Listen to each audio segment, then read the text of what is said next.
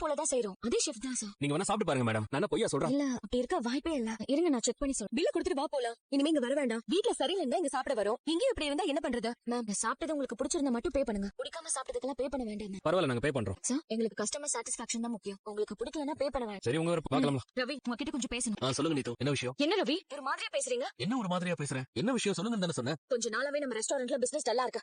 நீத்து இது புரட்டாசி மாசம் இல்ல, அதனால பெருசா யாரும் நான்வெஜ் சாப்பிட மாட்டாங்க. எப்பவுமே இந்த மாதிரி சீசன்ல பிசினஸ் கொஞ்சம் கம்மியா தான் இருக்கும். இந்த மாதிரி ரீசன்ஸ்லாம் சொல்லக்கூடாது ரவி. அப்படி பார்த்தா வருஷத்துல 4-5 மாசம் இந்த மாதிரி ஏதாவது ஒண்ணு வந்துட்டே தான் இருக்கும். அதெல்லாம் பார்த்தா நம்ம எப்படி பிசினஸ் பண்றது? சரி, இப்ப என்ன பண்ண சொல்றீங்க? வெளிய போறவங்களை கைப்பிடிச்சு இழுத்துட்டு வந்தா சாப்பிட வைக்க முடியும் இல்ல? இந்த ஹைவேஸ்ல கொடி ஆட்டி கூப்பிடுவாங்க, அந்த மாதிரி கூப்பிட முடியுமா? நான் அப்படி சொல்லல ரவி. பட் கொஞ்ச நாளாவே நம்ம கஸ்டமர்ஸ் ஃபீட்பேக் எல்லாம் நான் கவனிச்சுட்டு தான் இருக்கேன். நிறைய பேர் ஃபுட் சாட்டிஸ்ஃபைடாவே இல்லன்னு சொல்றாங்க.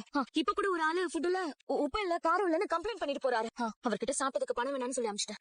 ஏன் அப்படி எல்லாம் சொல்றீங்க? நம்ம எப்பவும் போல தானே செய்றோம். அவங்க ஃபுட் முன்ன மாதிரி இல்லன்னு சொல்லும்போது நான் என்ன பண்ண முடியும்? நீங்க டேஸ்ட் பண்ணி பாத்தீங்களா? ஐம் ஷூர் எப்பவும் போல தான் இருக்கும். சாப்பிட வரவங்களுக்கு பிடிக்கணும் ரவி. நீத்து, வர கஸ்டமர் ஒவ்வொரு நாள் ஒவ்வொரு மூட்ல இருப்பாங்க. சம்டைம் ஃபுட் நல்லா இருந்தாலும் ஏதோ ஒரு ரீசன்னால அவங்களுக்கு செட் ஆகாம போலாம். அதுக்காக நீங்க ஏன் காசு வாங்காம அனுப்புறீங்க? இல்ல ரவி, நான் சொல்ல வரது கொஞ்சம் புரிஞ்சுக்கோ. கொஞ்ச நாளாவே நம்ம ரெஸ்டாரண்ட்ல பழைய மாதிரி எல்லா டிஷ்ஷும் டேஸ்டாவே இல்ல. கஸ்டமர்ஸ் வரதும் குறைஞ்சிருச்சு. இந்த சீசன்ல பொதுவாவே எல்லா ரெஸ்டாரண்ட்லயும் அப்படிதான் இருக்கும் நீத்து. இல்லையே ரவி, உங்க வைஃப் ஸ்ருதி ரெஸ்டாரண்ட் நல்லா தானே போயிட்டு இருக்கு. அன்னைக்கு கூட வந்து நம்ம ரெஸ்டாரண்ட்ல ஃபுட் ஆர்டர் பண்ணாங்க. காலேஜ் ஸ்டூடெண்ட்ஸ் எல்லாம் அந்த ரெஸ்டாரண்ட்டுக்கு நிறைய பேர் போறாங்க. ஓ அப்படியா?